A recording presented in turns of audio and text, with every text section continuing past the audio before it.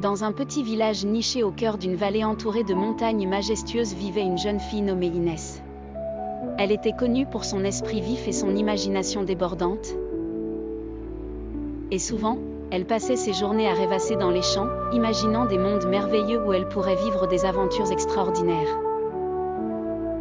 Un soir, alors qu'elle contemplait les étoiles scintillantes depuis la fenêtre de sa chambre, Inès fit un vœu secret. Elle souhaita un jour voyager dans un royaume enchanté où ses rêves les plus fous pourraient prendre vie. Cette nuit-là, elle s'endormit avec ce souhait gravé au fond de son cœur. Le lendemain matin, en se rendant à la rivière pour remplir sa cruche d'eau, Inès remarqua quelque chose d'étrange. Les reflets de l'eau semblaient danser de façon inhabituelle, et un parfum envoûtant de fleurs sauvages flottait dans l'air. Curieuse, elle s'approcha de la rive et vit une lumière éclatante émerger de l'eau. Soudain, un passage secret se dévoila devant elle. Sans hésiter, Inès emprunta ce passage mystérieux et se retrouva dans un monde où la magie régnait en maître. Les arbres murmuraient des secrets ancestraux, les animaux parlaient, et les rivières chantaient des mélodies envoûtantes. Durant son voyage, Inès fit la rencontre de nombreux alliés. Il y avait Ali, un jeune garçon courageux doté d'une plume magique capable d'écrire l'avenir. Puis il y avait Yasmina, une femme sage tenant un anneau d'invisibilité qui lui avait été donné par la reine des fées.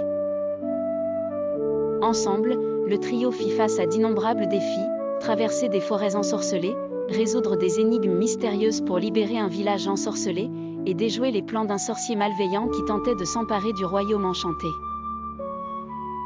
Chaque jour était une aventure en soi, mais Inès gardait toujours son courage et sa bienveillance, qui se révélaient être ses plus grands atouts.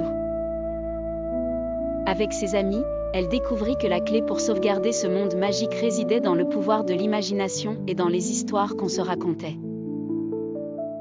En fin de compte, après de nombreuses péripéties et le triomphe du bien sur le mal, Inès comprit que la véritable magie se trouvait dans la force des liens qu'elle avait créés et dans les récits qu'elle pourrait rapporter à son village.